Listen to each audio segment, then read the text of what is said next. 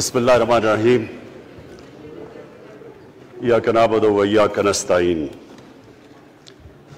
मैं सबसे पहले अपनी एलाइड पार्टीज़, अपने इत्तेहादियों का दिल से शुक्रिया अदा करता हूँ कि अभी भी और हर मुश्किल वक्त में जिस तरह आप मेरे साथ खड़े रहे।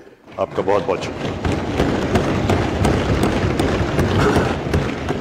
मैं अपने पार्लियामेंटेरियंस, अपनी टीम का, मैं आपका शुक्रिया अदा इस तरह करता हूं कि मैंने जो आपकी कल शाम को जो आपके हालात देखे तो मुझे ये एहसास हुआ कि आप सबको बड़े दिल से तकलीफ़ थी कि जो हमारा वो सेनेट का ये इधर हफीज़ शेख के इलेक्शन में जब हारे हैं, तो मैं जो आप सबको देखा तो मुझे बड़ा अच्छा लगा। मुझे एक टीम आप में नज़र आई और इंशाअल्लाह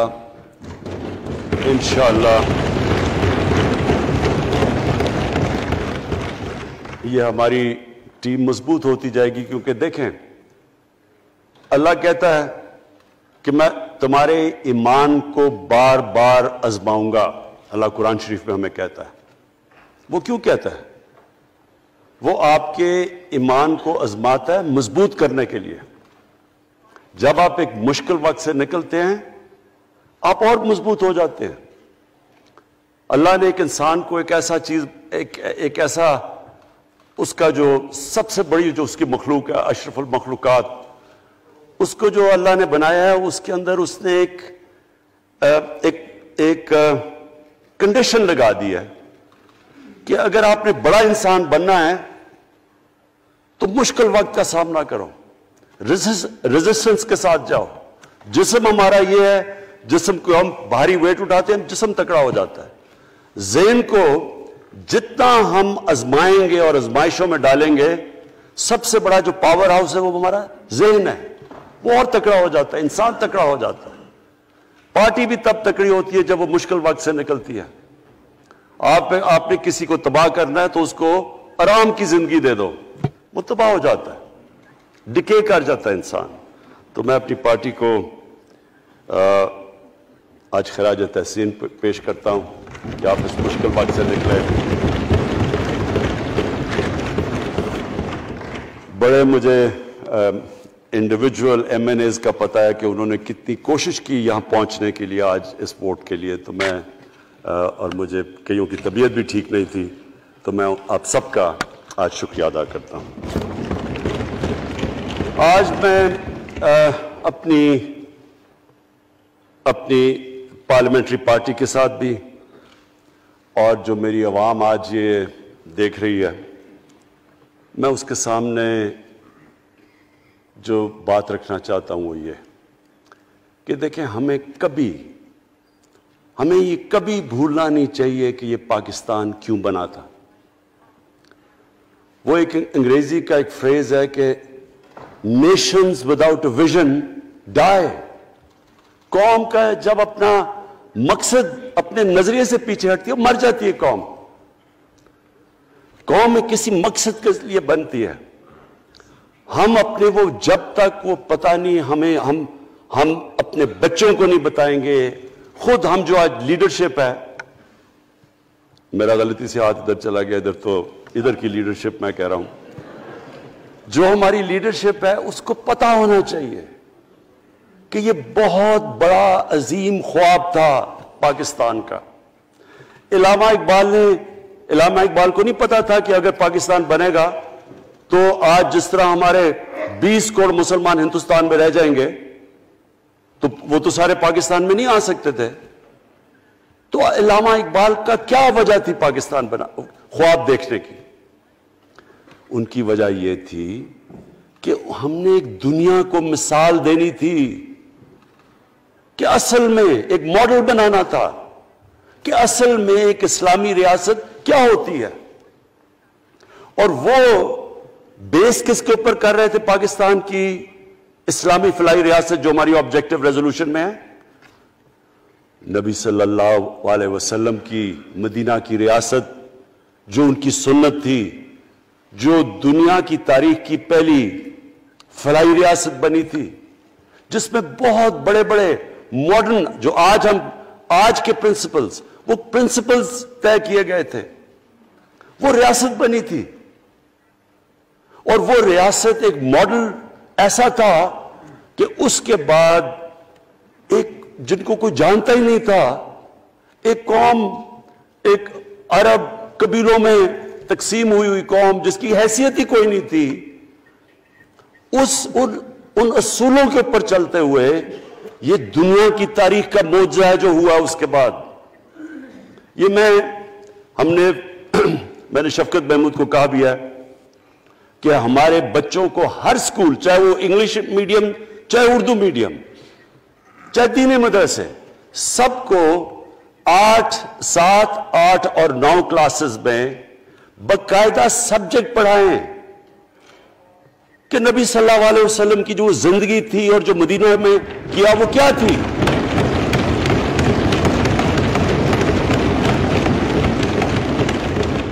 تاکہ ان کو پتہ چلے کہ اس ملک کا مقصد کیا تھا. بڑے لوگ جو پاکستان نہیں چاہتے تھے وہ کیا کہتے تھے؟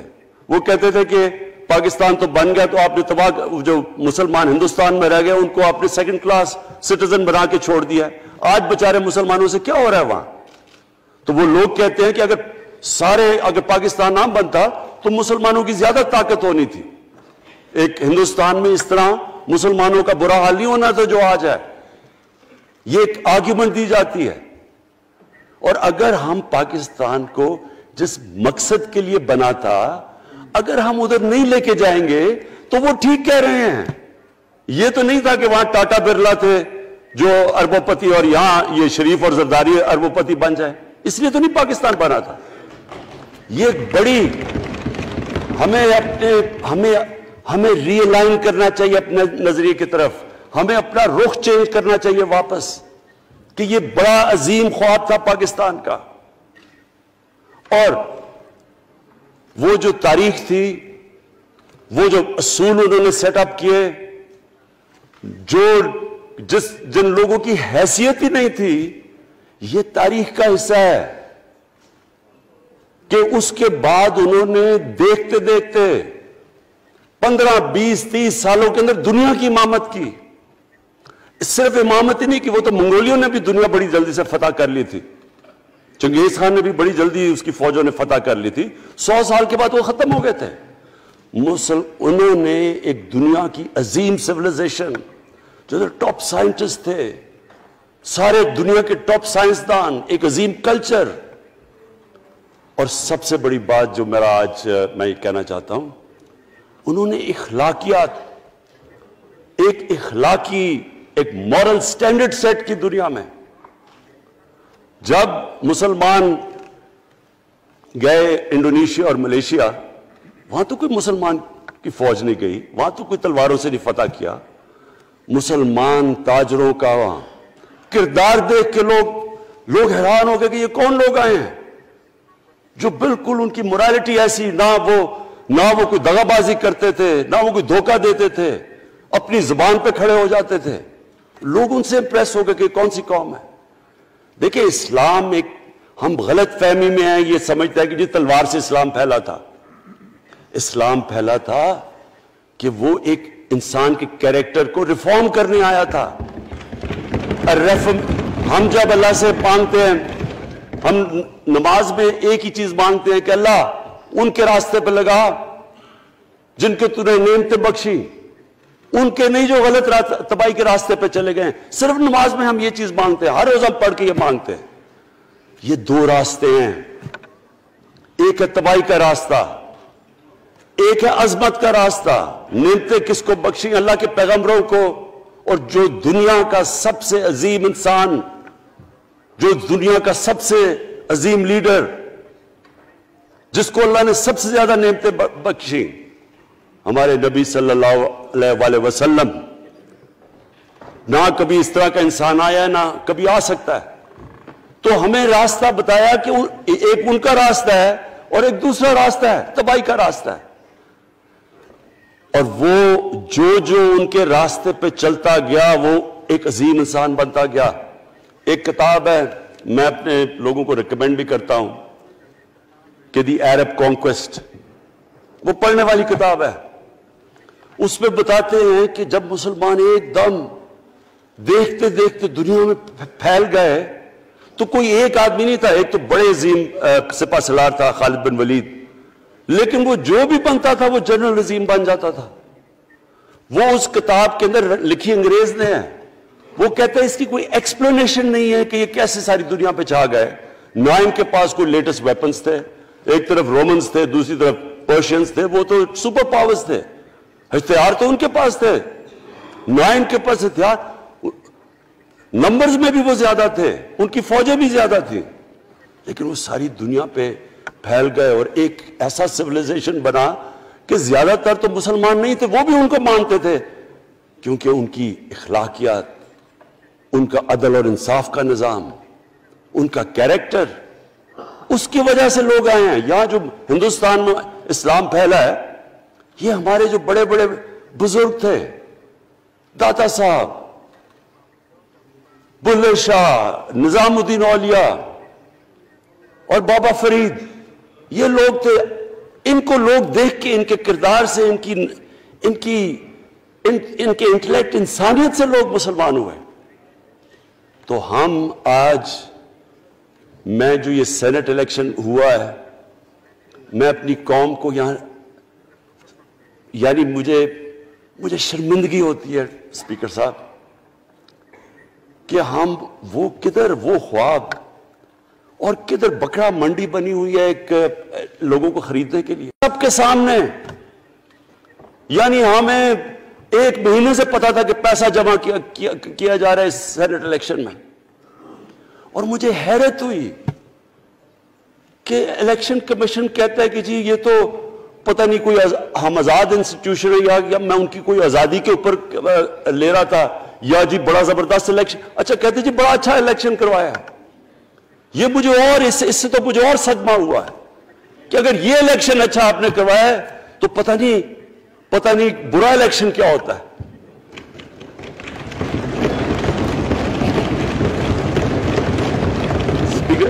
اسپیکر صاحب یہ دیکھیں، مجھے یہ افسوس یہ ہوتا ہے کہ ہم ایک چیز سمجھتے نہیں ہیں. ہم کہتے ہیں نا جی ہمارے معاشی حالات بہت برے ہیں. دیکھیں جی ہماری ڈیفیسٹ تھے، یہ ہمارے کرنٹ اکاؤنٹ، یہ جو بھی ہم کہتے ہیں، قرضے چڑھے ہوئے ہیں.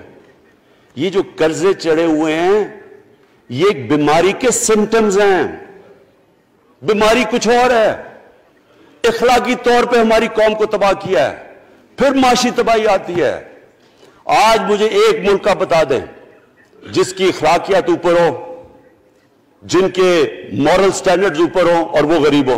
ایک ملک مجھے بتا دیں، اور کوئی ملک مجھے بتا دیں جتنا مرضی پیسہ ہو، وسائل ہو، سب کچھ ہو، لیکن وہاں کی بھی جو لیڈرشپ کرپٹ ہو، وہ مجھے بتا دیں کہ اس میں خوشحالی ہو. دیکھیں یہ ساتھ ساتھ جاتا ہے. اس وقت کیا ہوا تھا مدینہ کی ریاست میں؟ کیا انہیں کوئی سونا تیل مل گیا تھا؟ کیا ہوا تھا؟ کہ ان کے پاس کوئی پیسے آ گئے تھے؟ کیسے وہ اوپر اٹھ گئے تھے؟ کوئی انہوں نے قرضے لیے تھے؟ کس طرح اٹھے تھے اوپر؟ دنیا کے عظیم لیڈر نے ان کی اخلاقیات اٹھا دی تھی. صادق اور امین،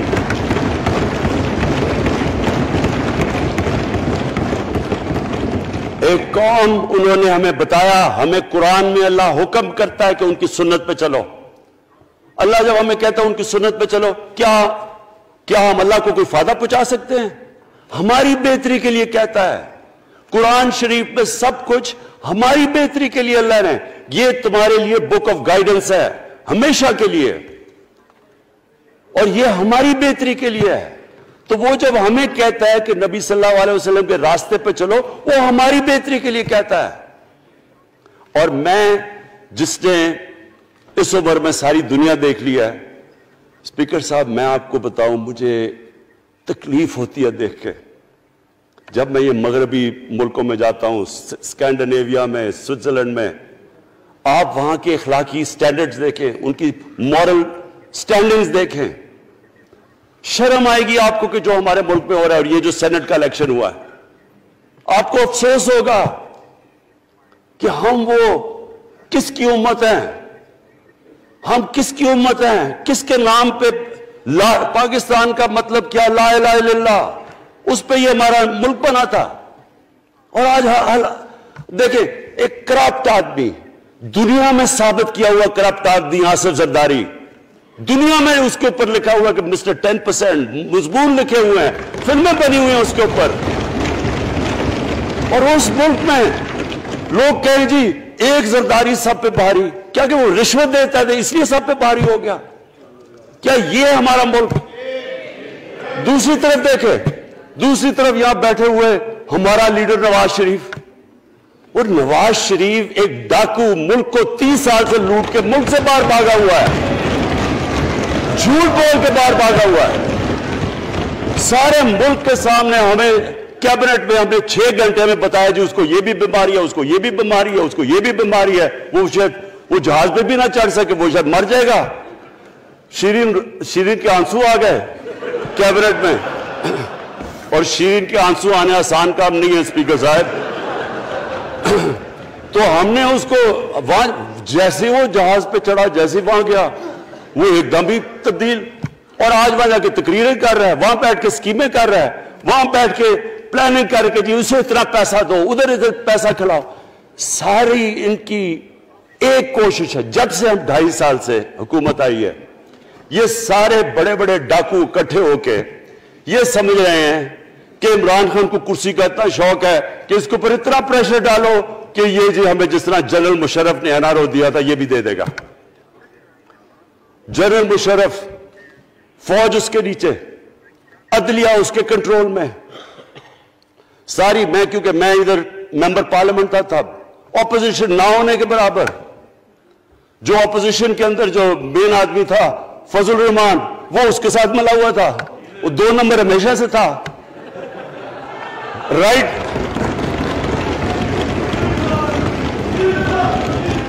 اور وہ آدمی جس کے پیچھے امریکہ ان کی جنگ لگا تھا، سب کچھ، وہ ان کے پریشر میں آ کے ان دونوں کو NRO دیا، اور اتنا بڑا اس ملک کے اوپر اس نے جرم کیا ہے۔ ان دونوں نے آ کے NRO لے کے دونوں ہاتھوں سے ملک لوٹا، اس کے بعد دونوں نے اس ملک کے اوپر 4 گنا زیادہ قرضہ چڑھایا۔ اسپیکر صاحب 6,000 ارب سے ہمارا قرضہ جو ٹوٹل لائبلٹیز 30,000 ارب پہ پہنچا دی۔ آج ہمارے اوپر کیا مسئلہ ہے؟ ہمیں یہ قرضوں کی قسطیں دیتے ہوئے بیچارے لوگوں کے اوپر بوجھ ڈالنا پڑتا ہے۔ یہ جو مہنگائی ہے اس کے بعد میں بعد میں بات کرتا ہوں، لیکن میں پہلے یہ بات کمپلیٹ کر لوں کہ دیکھیں اسپیکر صاحب، میں یہ 2.5 سال سے تماشے دیکھ رہا ہوں۔ یہاں پہلے دن پرائم منسٹر بن کے پرائم منسٹر تقریر کرنے جا رہا ہے، کھڑے ہو کے تقریر نہیں کرنے دی۔ کیوں تقریر نہیں کرنے دی؟ کیونکہ ان کو پہلے دن سے ڈر تھا کہ یہ ہمارے جو کرپشن کے کیسز یہ معاف نہیں کرے گا۔ کرپشن کے کیسز ہم نے نہیں بنائے تھے اسپیکر صاحب، یہ سارے ان کے دور کے کیسز بنے ہوئے ان کے اوپر۔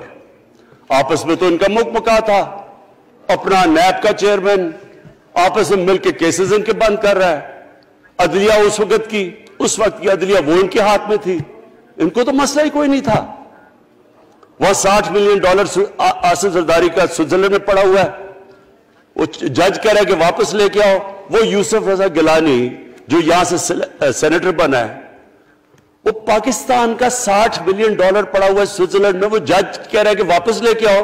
وہ کہتے نہیں جی میں نہیں خط لکھتا، بھئی آپ کے باپ کا پیسہ تھا، پاکستانی قوم کا پیسہ تھا، اس کے اوپر وہ ڈسکوالیفائی ہو جاتا ہے۔ وہ ایسے پھر ہے جس طرح نیلسن منڈیلا کہیں ڈسکوالیفائی ہو گیا۔ اسپیکر صاحب میں یہ چیزیں آپ کو اس لیے بتا رہا ہوں، میں تو ان کو 30 سال سے جانتا ہوں۔ دیکھیں جب تک ہم اس ملک میں اپنی اخلاقیات ٹھیک نہیں کریں گے، مورل سٹینڈرڈز ٹھیک نہیں کریں گے، جب اس طرح کے الیکشن ہوں گے کہ کھل کے پیسہ چل رہا ہے اور ہم کہیں گے نہیں جی وہ پٹواری کیوں پیسے لیتا ہے، تو وہ تھانے دار کیوں پیسے لیتا ہے، وہ سرکاری نوکر، وہ تو بیچارہ جو نچلا طبقہ ہے وہ تو واقعی جس طرح شیخ رشید نے کہا ہے، مہنگائی جو بڑی ہے بیچارے لوگوں کی تنخواہ میں گزارا نہیں ہو رہا۔ ان کو ہم کہہ رہے ہیں کہ آپ بالکل ایماندار بنے، اور یہ جن کا اتنا ان کے پاس پیسہ ہے اسپیکر صاحب، میں آپ کو یقین سے کہتا ہوں ان کو خود نہیں پتا کہ ان کا کتنا پیسہ باہر پڑا ہے۔ اتنا 30 سال سے چوری کر رہے ہیں یہ پیسہ، اور 30 سال سے پیسہ چوری کر کے اب ان کی کوشش یہ ہے کہ عمران خان کے اوپر پریشر ڈالو سارے چور مل کے کہ جی کبھی ہم گورنمنٹ گرا دیں گے، کبھی ہم وہ نکلاتے ہیں وہ۔ آپ سوچیں فیٹف کے اوپر، اب فیٹف ہماری وجہ سے تو نہیں فیٹف پہ ہم گرے لسٹ میں آئے، یہ تو نون لیگ کے دور میں گرے لسٹ میں آئے ہیں۔ اب اگر فیٹف کی بلیک لسٹ میں پاکستان جاتا ہے تو یہاں سب کو پتا ہے کہ سینکشنز لگ جائیں گی، تو آگے مشکل سے ہم نے اکانومی کو سٹیبلائز کیا، مشکل سے۔ اگر بلیک لسٹ میں جاتا ہے تو اکانومی سیدھی نیچے۔ آج جو لوگوں کو مشکل پڑی ہوئی ہے، اور مشکل پڑی ہوئی ہے ہمارے لوگوں کو مہنگائی کی، اس کی وجہ یہ ہے کہ ہمارا روپیہ جو تھا تقریباً 107 روپے کا، آج 160 روپے کا۔ تو جب روپیہ گرتا ہے تو ساری چیزیں باہر سے مہنگی ہو جاتی ہیں، پٹرول، ڈیزل، بجلی۔ اب بجلی کی آدھی بجلی ان سے باقی ڈالر کانٹریکٹس کے اوپر بجلی کے کانٹریکٹ سائن کیے ہوئے ہیں، وہ سب کچھ باہر سے، دالیں مہنگی، جو چیز باہر سے امپورٹ کرتے ہیں، گھی مہنگا، ساری چیزیں مہنگی ہو جاتی ہیں۔ تو یہ سوچ لیں کہ اگر ہمارے اوپر سینکشنز لگ جائیں، اگر ہمارے اوپر فیٹف کی سینکشنز لگ جاتی تو یہ تو آپ تو سوچ ہی نہیں سکتے کہ یہ ملک میں کیا حال ہونا تھا۔ تو ہم اپنے ملک کے لیے فیٹف کی ریکوائرمنٹ پہ لیجسلیشن کروا رہے ہیں، اور انہوں نے جناب اتنا بڑا وہ ذرا پکڑا، اتنا بڑا وہ لا دیا جی، اتنا بڑا جی، یہ 34 شکیں چینج کر دیں نیب میں۔ اب نیب کا فیٹف سے کیا تعلق ہے؟ انہوں نے سمجھا کیا عمران خان قابو آ گیا، اب تو یہ ڈر کے فیٹف کی بلیک لسٹ سے اب تو جناب ہمیں یہ 34 شکیں سائن کر کے تو نیب کو ختم کر دے گا۔ مطلب یہ کہ صرف ان کی چوری کے کیسز ختم ہو جائیں، بس ون پوائنٹ ایجنڈا ان کا۔ اور میں نے آپ کو پہلے دن یہاں سے کہا تھا، پہلے دن یہاں کھڑے ہو کے میں نے کہا تھا کہ ان کا صرف ون پوائنٹ ایجنڈا، میں ان کو جانتا ہوں، میں ان کو جانتا ہوں، جب یہ سارے اپوزیشن میں میرے ساتھ تھے، ان کا صرف ایک خوف ہے کہ یہ این آر او نہیں دے گا، لہٰذا اس کو اتنا بلیک میل کرو، اور اب فیٹف کے اوپر تو یہ پھنس گیا ہے تو اب اس سے لے لو، اس سے کنسیشن لے لو تاکہ نیب ختم ہو جائے۔ اب سوچیں کیا ان کو ملک کا فکر ہے؟ کیا ان کو نہیں پتا تھا کہ کیا ہونا ہے اگر فیٹف کی بلیک لسٹ پہ چلے جاتے ہیں؟ اس کے بعد انہوں نے جلسے کرنے کی کوشش کی، بڑا جی پبلک نکالیں گے ہم، مینار پاکستان کے اندر جلسہ۔ مینار پاکستان کا یہ جانتے نہیں، دیکھیں ان کے بھی آ گئے ایک شہزادہ ایک شہزادی جنہوں نے زندگی میں کبھی کام کیا نہیں ہے، نہ ان کو پتہ ہے کہ سٹرگل ہوتی کیا ہے۔ جناب مینار پاکستان خود ہی اخباروں کے اندر اپنے آپ کو پیسے خرچ کر کے اخباروں میں ذرا نمایاں کر کے جناب انہوں نے مینار پاکستان میں جلسہ کر لیا۔ اب میں تو جانتا ہوں مینار پاکستان، اور میں تو اپنے لاہور کو بھی جانتا ہوں، میں تو اپنے لاہور شہر کو بھی جانتا ہوں۔ وہ لاہور شہر ملک کا کوئی پیسہ چوری کیا ہو اس کے خلاف تو نکلائے گا، لیکن بڑے بڑے ڈاکو اگر وہ سمجھ رہے ہیں کہ اپنی چوری بچانے کے لیے لاہور شہر کو نکالیں گے تو وہی ہوا جو ان کے ساتھ مینار پاکستان میں ہوا۔ اب آ کے جو ڈاکٹر فہمیدہ مرزا نے بڑا اچھا آپ کو ایکسپلین کیا، انہوں نے بتایا کہ یہ کیوں ضروری تھا اوپن بیلٹ۔ انہوں نے بتایا کہ الیکشن کمیشن کی تو ریکوائرمنٹ ہے کہ آنسٹ ہو، فری اور فیئر الیکشن ہو۔ تو انہوں نے 2008 میں چارٹر آف ڈیموکریسی میں کہا ہوا کہ جی اوپن بیلٹ ہونی چاہیے، دونوں پارٹیز نے۔ اور اس کے بعد ایک دم وہاں سے دونوں سب ادھر سے بھاگ کے اور کہتے نہیں جی خفیہ بیلٹ ہونی چاہیے۔ میں نے تب کہہ دیا کہ خفیہ بیلٹ کا ایک مقصد تھا، سارے مل کے کوشش کریں گے کہ حفیظ شیخ کو ہرائیں، اور وہ جو آدمی جیتا ہے پاکستان کا کرپٹ ترین آدمی۔ میں ایک چیز آپ کو آج کہتا ہوں، یوسف رضا کے آپ صرف ایسٹس دیکھ لیں، پرائم منسٹر بننے سے پہلے تھے اور اس کے بعد کیا ایسٹس ہیں، بس ایک چیز دیکھ لیں، کوئی آپ کو کچھ کرنے کی ضرورت نہیں ہے، آپ کو پتا چلے گا انہوں نے اس نے کیا کیا اپنے زمانے میں۔ تو اس کو لا کے یہاں بٹھا کے تو جناب انہوں نے سارا پیسہ لگا کے, اور ہمیں سب پتا تھا کیا ہو رہا ہے, اور اس کو جا کے جناب انہوں نے ہروا دیا حفیظ شیخ کو. اب کیا پیغام گیا سارے ملک میں اس کا؟ میں نے کیوں یہ آج ووٹ آف کانفیڈنس لی ہے, اس کا کیا پیغام گیا دنیا میں؟ سارے لوگوں کے سامنے اوپن ہارس ٹریڈنگ, لوگوں کو راتوں کو کال کر رہے ہیں, یا میں تو خاص داد دینا چاہتا ہوں, میرے ممبرز بیٹھے ہیں, خواتین بیٹھی ہیں جن کو کالیں گئی ہیں رات کہ جی 2 کروڑ سے ریٹ شروع ہوگا, ہم آپ کو آگے پیسے دیں گے. ان کو ساروں کو پیسے آفر کر رہے ہیں. اور پھر اگر میں صرف الیکشن کمیشن کو ایک چیز کہنا چاہتا ہوں, آپ مہربانی کریں پاکستان کی ایجنسی سے صرف ایک سیکرٹ بریفنگ لیں, آپ ان کو اندازہ ہوگا کتنا پیسہ چلا اس الیکشن کے اندر, پتہ چلوائیں کیا ہوا اس الیکشن میں, تاکہ آپ اس طرح کی سٹیٹمنٹ نہ دیں کہ جی ہماری کوئی آزادی ختم کر رہی ہے. میں آپ کی آزادی ختم کر رہا ہوں یہ کہہ کے آپ کہ یہ جو الیکشن میں ہوا ہے. اسپیکر صاحب, میں آج اس اوکیزن کے اوپر, کیونکہ مجھے اس پہ کافی, میں 2.5 سال یہ بڑی چیزیں برداشت کرتا رہا ہوں, اور میں اس لیے صبر سے کرتا رہا ہوں کیونکہ ملک اتنا ہمارا مشکل میں ہے. جو ہمیں ٹائم ملا جب میری گورنمنٹ آئی, میں آپ کو یقین سے کہتا ہوں کہ ساری زندگی میری تو سٹرگل میں گزری. جو بھی آپ انسان کسی چیز میں کمپیٹ کرتا ہے, اگر آپ نے ملک میں اپنے سب سے ٹاپ 11 کھلاڑیوں میں پہنچنا ہے تو ایک بہت سارے ملک میں مقابلہ کر کے آپ وہاں پہنچے, اس میں بڑی سٹرگل ہوتی ہے, اونچ نیچ ہوتی ہے بڑی. اور پھر اگر آپ کو دنیا کے لیول پہ آپ کو اپنا, اگر آپ کو منوانا ہے, اس کی اور ایک سٹرگل ہوتی ہے. اور میری اس سے زیادہ بڑی سٹرگل تھی کہ ایک آدمی جا کے ہاسپٹل بنانے کی کوشش کرے, اور وہ بھی کینسر ہاسپٹل, تو ایک وہ بہت بڑی سٹرگل تھی. پھر پالیٹکس میں لمبی سٹرگل رہی ہے, اکیلا تھوڑا سے لوگوں کے ساتھ شروع ہوا تھا, اور سٹرگل کر کے 14-15 سال تو مذاق اڑتا تھا میرا, سارے ہنستے تھے جب نام سنتے تھے میرا.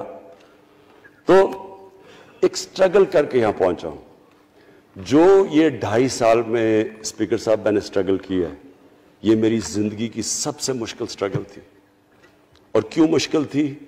کیونکہ جو یہ 10 سال میں اس کو ڈیکیڈ آف ڈارکنس کہتا ہوں, ایک ایک انہوں نے ادارہ تباہ کیا. صرف 10 سال پہلے اداروں کے حال دیکھ لیں, کوئی ادارہ اٹھا لیں, پی آئی لے لیں, ریلوے لیں, سٹیل مل 8 ارب روپے کا پروفٹ لے کے بیٹھی ہوئی تھی. 8 ارب روپیہ سٹیل مل میں پروفٹ تھا جب تک کہ زرداری نے ہاتھ نہیں مارا اس کو. اپنا وہ ریاض لال جی فرنٹ مین رکھ کے ہمارے سامنے, میرے پاس آئے لوگ چیمبر والے, انہوں نے کہا جی یہ سٹیل مل سستی بلٹس اس کو بھیجا, اس کے تھرو پیسے دے رہا ہے. وہ سٹیل مل آج بند پڑی ہے. ایک ایک ادارہ انہوں نے تباہ کیا, بھرتیاں کی لوگوں کی. وہ ادارے اتنے بڑے بڑے ہو گئے ہیں کہ وہاں پینشنز ہی اتنی آ گئی ہے کہ کچھ بچتا نہیں ہے سیلریز اور پینشن کے بعد کے ادارے کو ٹھیک کر سکے. ایک ایک ادارہ تباہ کیا.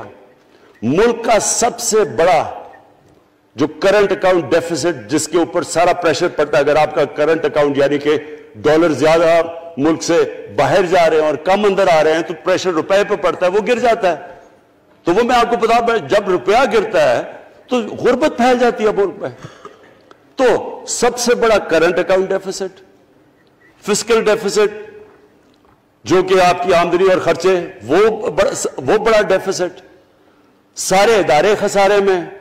پاور کانٹریکٹس جو انہوں نے سائن کیے اسپیکر صاحب, یہ عمر ایوب آپ کو بتائے گا, وہ یعنی ایسے لگا تھا کہ کسی دشمن نے آ کے ایک ملک کو نقصان پہنچانے کے لیے پاور کانٹریکٹ سائن کیے. ان کے اندر وہی پاور پروجیکٹس آپ کہیں اور دیکھ لیں, کسی اور ملک میں, بلکہ اپنے ملک میں دیکھ لیں, اور وہ دیکھیں کہ انہوں نے کس پیسے بنائے, وہ کس پیسے پہ. گیس کا کانٹریکٹ سائن کیا ہم نے آ کے اسی ملک سے 30% کم پیسے پہ گیس کا کانٹریکٹ سائن کیا, ان کا ہی کانٹریکٹ چینج کیا. ساری گورنمنٹ, جب اوپر سے پرائم منسٹر لگا ہوا پیسے بنانے, پرائم منسٹر ایک نوکری کر رہا ہے کس کے لیے؟ ایک دبئی کی کمپنی کے لیے. کبھی دنیا میں سنا ہے اس طرح؟ کبھی یہ مذاق سنا ہے جی کہ ملک کا پرائم منسٹر کسی دنیا کو دبئی کی کمپنی کے اندر نوکری کر رہا ہے؟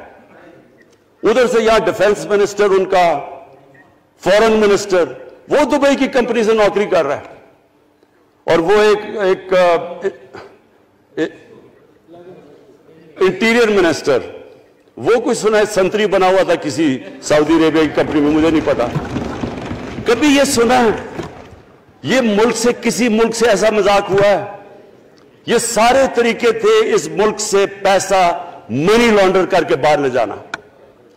آج مجھے یہ بتائیں، میں یہ جو سارے ہماری جو اپوزیشن ہے، میں ان سے سوچتا ہوں، میں کئی دفعہ ان کی شکلیں دیکھ کے پوچھتا ہوں ان سے کہ کیا آپ واقعی سمجھتے ہیں کہ آپ دونوں کے لیڈر ایماندار ہیں؟ کیا یہ واقعی سمجھتے ہیں کہ ان کی جو یہ دولتیں بڑی ہیں یہ ایمانداری سے بنی ہیں؟ یعنی کیا ان کو کوئی ملک کی فکر نہیں ہے کہ یہاں کا پیسہ، کیا ان کے بیٹے ہیں؟ میں نے یہ بتائے 3 دفعہ ملک کا پرائم منسٹر، اس کے دونوں بیٹے باہر بیٹھے ہوئے ہیں. میں لندن کو جانتا ہوں اسپیکر صاحب، وہ اربوں اربوں روپے کی پراپرٹی ہے، وہاں کے بڑے بڑے رئیس ان ایریاز میں نہیں رہ سکتے جدھر ان کے 2 بیٹے رہ رہے ہیں. ملک سے بھاگ گئے.